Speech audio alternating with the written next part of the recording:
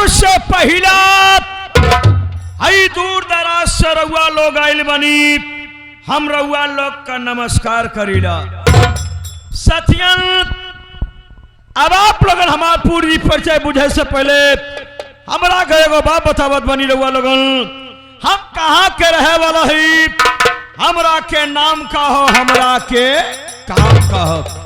ता ये बाबू हम कहूँ गैर जगह के रहे वाला ना हो की हो, हई हिंदुस्तान का एगो छोट का राज्य हो बाबू लोगन, जौना राज्य को नाम हो बिहार।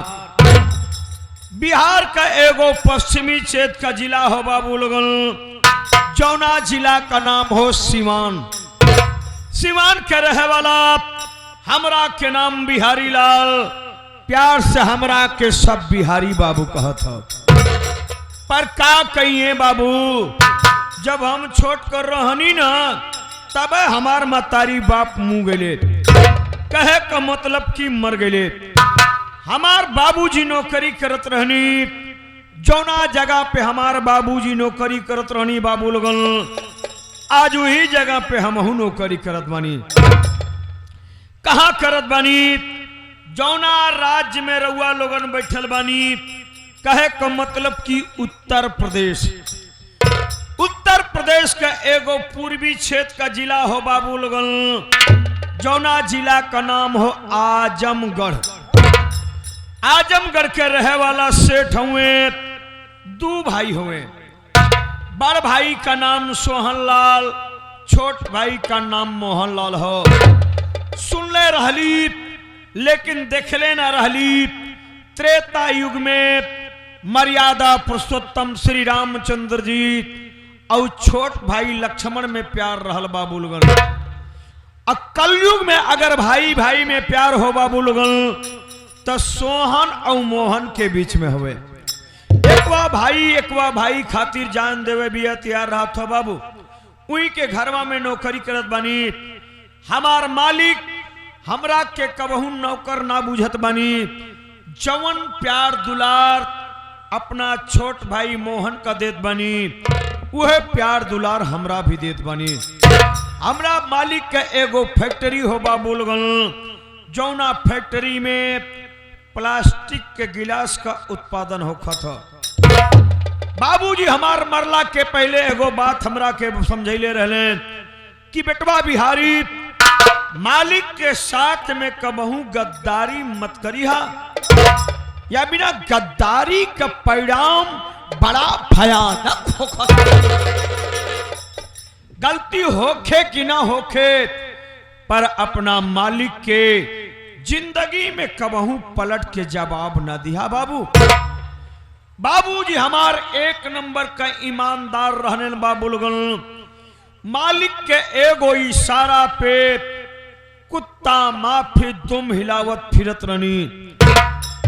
लेकिन हमारा बाबूजी के ईमानदारी के बदले में मिलल का मर्दबा, कुछ न मिलल हो। अगर कुछ मिलल तो एगो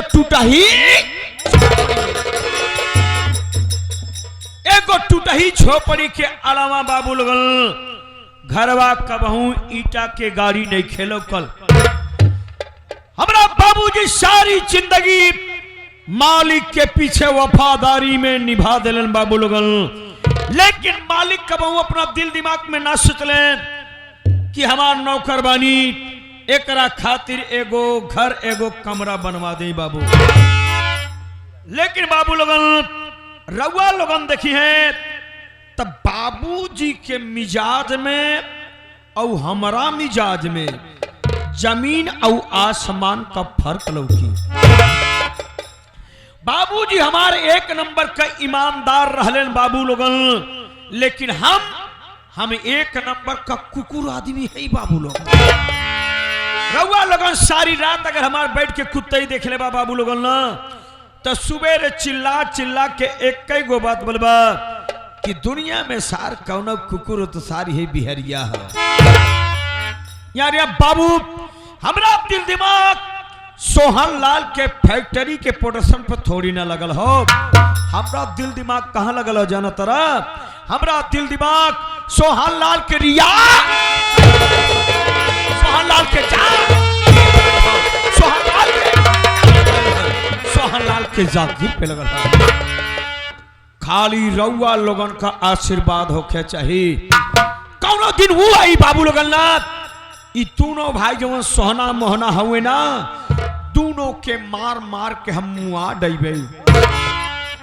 अब मुआइला के बाद इना के फैक्ट्री का मालिक हम बन जेबे। तई रहल बाबू लोगन बिहारिया का दिमाग।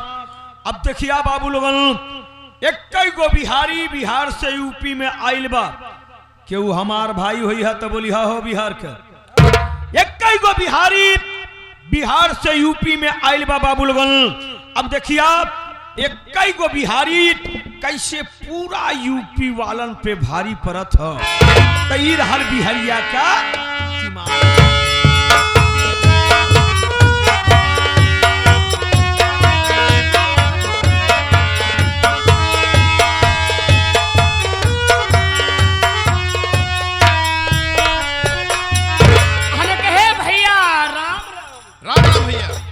भैया मैं तो आपको जानता हूँ, पहचानता हूँ मेरे भाई, लेकिन ये जो हमारे दूर दराज से दर्शक लोग यहाँ पे उपस्थित हैं, बैठे हैं, ये लोग आपको ना तो जानते हैं ना आपको पहचानते हैं। आप यहाँ पे आए हैं मेरे भाई, तो आप अपनी परिचय स्वयं दीजिए। अच्छी बात है छोटू। साथियों मेरी परिचय लीजिए दोस्तों। साथियों मैं कहीं गैर का नहीं, इसी आजमगढ़ जिले का शिवपुर गांव का रहने वाला हूं दोस्तों। साथियों हम अपने परिवार में कुल मिलाकर मात्र 3 प्राणी हूं। मैं हूं, मेरा नाम मदन कुमार है, और 2 मेरी बहनें हैं। मेरी बड़ी बहन का नाम करिश्मा और छोटी बहन का नाम काजल है। काजल है छोटू भैया। मेरा भी हंसता खेलता परिवार था। हाँ भैया। घर में खुशियां थी। घर में पिताजी थे। पिताजी पेशे से सरकारी डॉक्टर थे। हाँ भैया। लेकिन छोटू क्या बात है, हवा का ऐसा झोंका आया कि मेरी दुनिया ही उजड़ गई छोटू। अरे मतलब मैं कुछ समझा नहीं भैया। छोटू एक दिन की बात है, ऐसे हम भाई बहन बाहर खेल रहे थे। हाँ भैया। और अचानक धरती हिलने लगती है। मेरी छोटी बहन काजल कहती देखो भैया धरती हमें झूला झुला रही है। हाँ भैया। लेकिन छोटू वो धरती में झूला नहीं झुला रही थी। तो क्या हुआ भैया? बल्कि वो भूकंप का ऐसा झटका था ना, ऐसा झटका था कि उसी झटके मेरा मकान गिरकर ये तो गजब हो गया भैया। और उसी में मेरे माँ और पिताजी दब गए। भागता भागता घर आया, देखा तो माँ तो मर चुकी थी, लेकिन पिताजी लहूलुहान तड़प रहे थे। पिताजी बोले बेटा मदन मेरे पास आ। मैं पिताजी के पास गया। पिताजी मेरा हाथ अपने हाथों में लेके बोले बेटा मदन मैं तो एक डॉक्टर था, तुम लोग को भी पढ़ा लिखा कर सरकारी डॉक्टर बनाना चाहता था। हाँ भैया। लेकिन बेटा मेरा सपना ना पूरा हो सका। लेकिन मदन आज तुम मुझसे वादा कर कि खुद पढ़ेगा और अपनी बहनों को भी पढ़ाएगा, और बेटा एक दिन जरूर डॉक्टर बनकर दिखाएगा। मैंने कहा हाँ पिताजी मैं आपकी औलाद हूँ, मैं आपका सपना जरूर पूरा करूंगा। क्यों नहीं भैया? बस यही करके छोटू हमारे पिताजी हम लोग का साथ।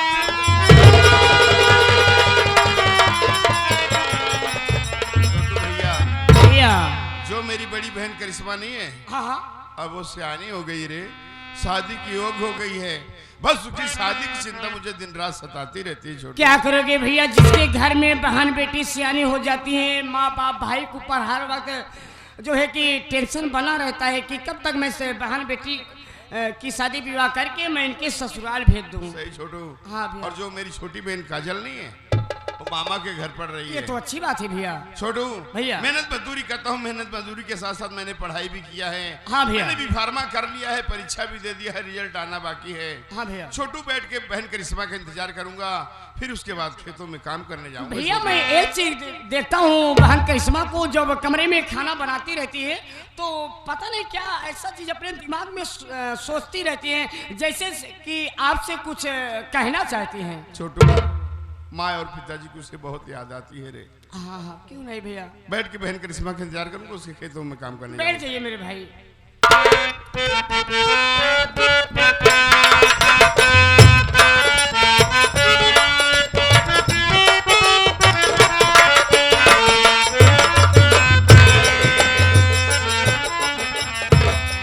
बड़े भैया के चरणों में बहन करिश्मा का प्रणाम स्वीकारो।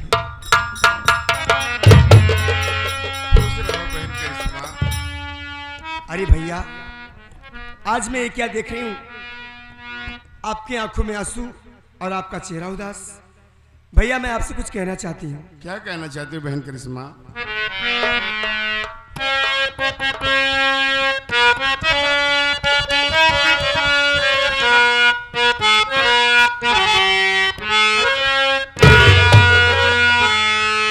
कई दिनों से देख रही हो भैया क्यों हो उदास।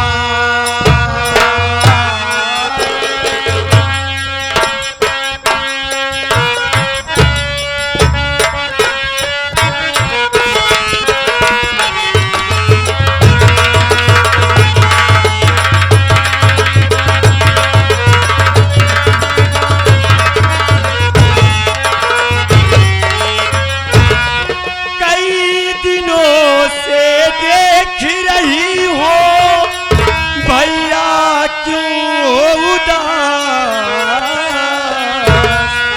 और यही पूछने करिश्मा आई भैया आपके पास।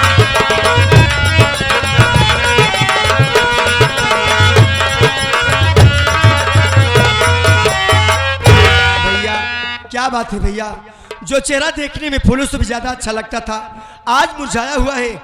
आपकी आंखों में आंसू, आपका चेहरा उदास। क्या इस उदासी का कारण अपनी इस बहन से नहीं बताओगे भैया? बहन, अगर तू मेरी उदासी का कारण जानना चाहती है तो क्यों नहीं बताऊंगा बहन। मेरी बात सुन बहन। कहिए भैया क्या बात है?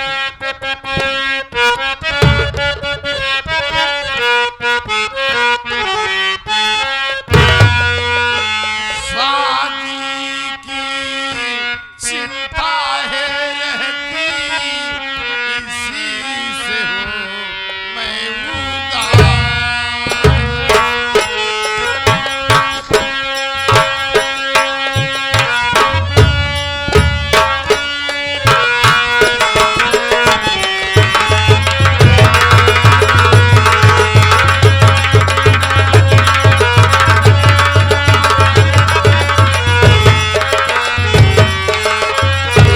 शादी की चिंता है रहती, इसी से हूँ मैं उदास।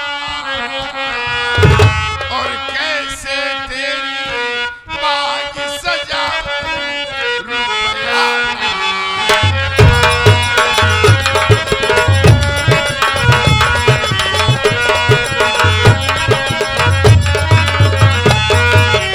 करिश्मा, बस तेरी शादी की चिंता मुझे दिन रात सताती रहती बहन, और कोई बात नहीं बहन करिश्मा। ये क्या कह रहे हैं भैया? आप हमेशा मेरी शादी को लेकर परेशान रहते हैं भैया। हाँ बहन, भैया अगर आप मेरी शादी को लेकर परेशान रहते हैं तो मैंने अपने दिल में एक राज छुपा के रखा है भैया। राज छुपा के रखा है? हाँ भैया। अरे वो कैसा राज है बहन? बोल मेरी बात जल्दी। सुनिए। बोल।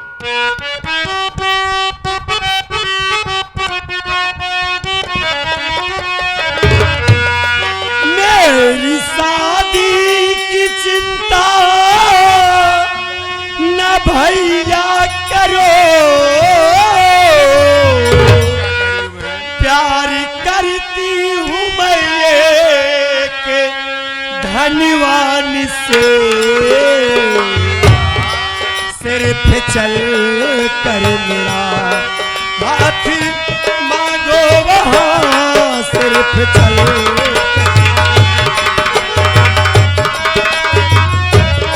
सिर्फ चल कर मेरा हाथ मांगो वहाँ, मेरी डोली ले जाएंगे सम्मान से। सिर्फ चल कर मेरा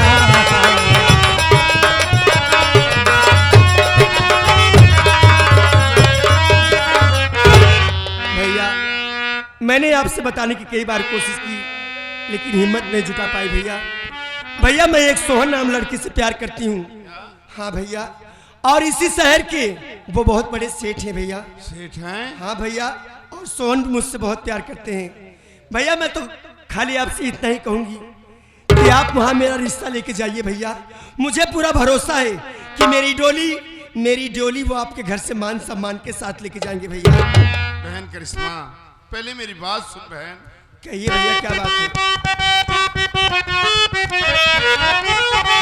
रिश्ता होता बराबर का बहना मेरी, तू बड़े लोगों को है नहीं जानती, प्यार करना तो इनका अरे फैसल सुनो, चूतिया औरत को ये समझ गए।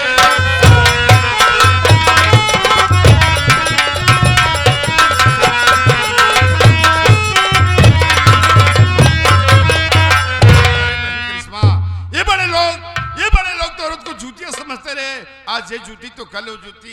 बहन जैसे धरती और आकाश का मिलन नहीं हो सकता ना, ऐसे हमारा उनका रिश्ता नहीं हो सकता। बहन बहन कहाँ वो सेठ, कहाँ है तेरा मदन भाई?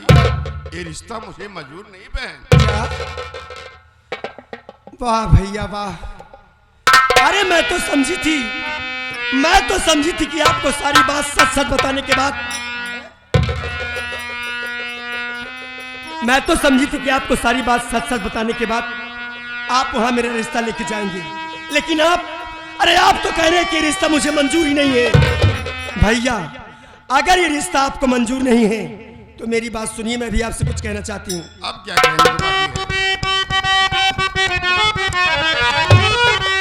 प्यार सोहन से मैंने है सच्चा किया, सोहन के खातिर जूती मैं बन जाऊंगी, प्यार ने मुझको ठोकर मारा अगर का जहर जान अपनी लुटा जाऊंगी।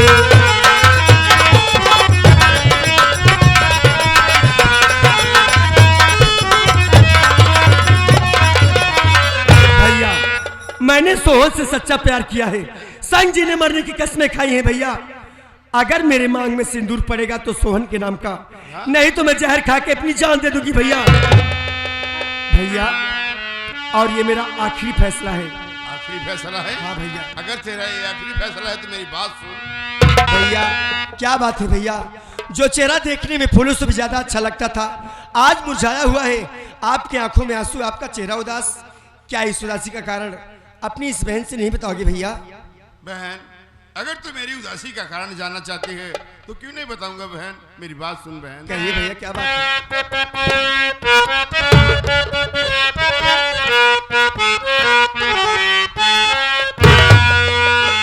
शादी की चिंता है रहती, इसी से हूँ मैं उदास।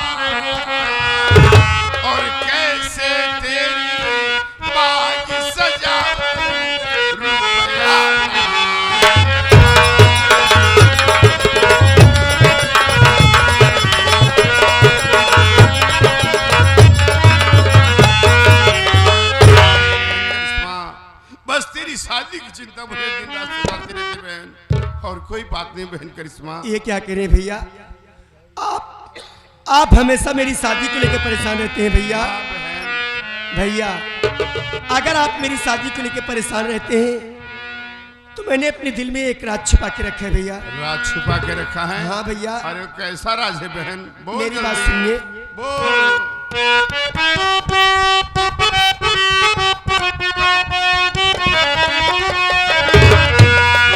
मेरी शादी की चिंता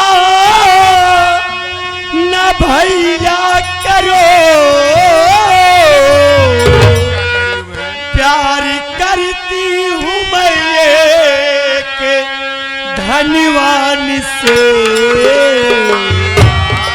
सिर्फ चल कर मेरा हाथ मांगो वहाँ, सिर्फ चल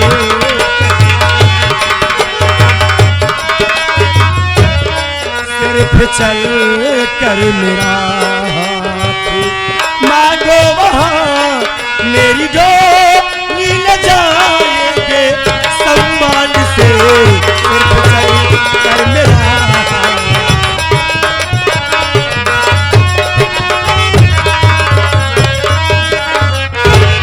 भैया मैंने आपसे बताने की कई बार कोशिश की लेकिन हिम्मत नहीं जुटा पाई भैया। भैया मैं एक सोहन नाम लड़की से प्यार करती हूँ। हाँ भैया, और इसी शहर के वो बहुत बड़े सेठ हैं भैया। सेठ हैं? हाँ भैया, और सोहन भी मुझसे बहुत प्यार करते हैं भैया। मैं तो खाली आपसे इतना ही कहूँगी कि आप वहाँ मेरा रिश्ता लेके जाइए भैया। मुझे पूरा भरोसा है कि मेरी डोली वो आपके घर से मान सम्मान के साथ लेके जाएंगे भैया। बहन करिश्मा, पहले मेरी बात सुन बहन। कहिए भैया, क्या बात है? रिश्ता होना बराबर का बहना मेरी, तू बड़े लोगों को है नहीं जानती, प्यार करना तो इनका और फैसल सुनो, चूतिया औरत को ये समझ गए।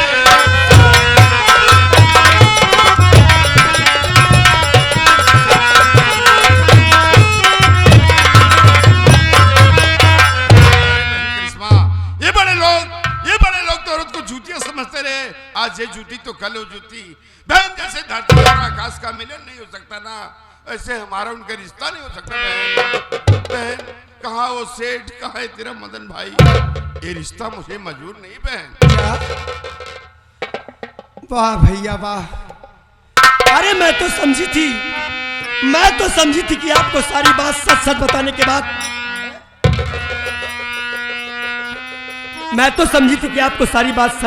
के बाद आप वहां मेरा रिश्ता लेके जाएंगे, लेकिन आप तो कह रहे हैं कि रिश्ता मुझे मंजूर ही नहीं है।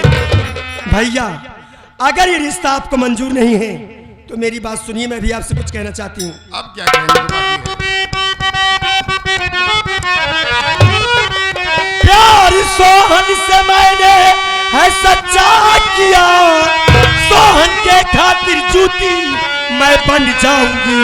प्यार ने मुझको ठोकर मारा, अगर का जहर जान अपनी लुटा जाऊंगी।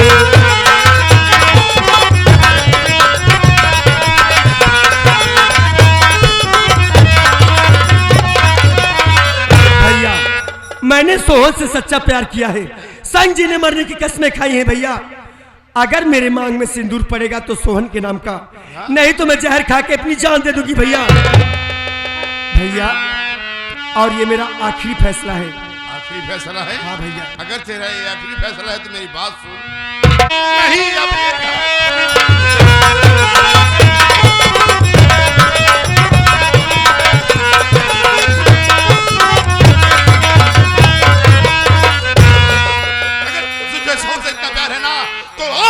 समझने लगे मदन भाई तेरे लिए मर गया और तू मेरे लिए मर गई।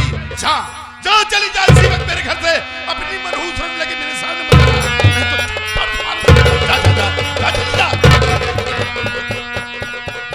भैया मैं जानती हूँ भैया कि इस वक्त मैं गलती कर रही हूँ, लेकिन क्या करूँ भैया। अरे आज अपने प्यार के आगे मैं मजबूर हूँ भैया। मजबूर है? हाँ भैया। अरे 2 दिन का प्यार, बरसों का प्यार भूल गए। अरे बाबूजी के मरने के बाद मैंने तेरे लाड प्यार पे ऐसी क्या कमी किया? कुछ नहीं भैया। ऐसा तूने फैसला ले लिया रे करिश्मा, ऐसा मत कर बहन। भैया आप फिक्र मत करिए, अगर मेरे प्यार ने मुझे ठोकर मार दिया तो मैं जहर खा के अपनी जान दे दूंगी भैया। लेकिन वापस आपको अपनी शक्ल दिखाने दोबारा कभी नहीं आऊंगी भैया। आज मैं आपका घर छोड़ करके जा रही हूँ। घर छोड़ के जा रही है? हाँ भैया, इस दुनिया में मेरे सिवा तुम्हारा कोई नहीं है। आप टाइम टाइम से खाना बना करके जरूर खा लेना, हो सके तो अपनी इस बहन की गलती को माफ कर देना भैया। और एक बार जाते जाते मुझे अपना आशीर्वाद तो दे दो भैया। भैया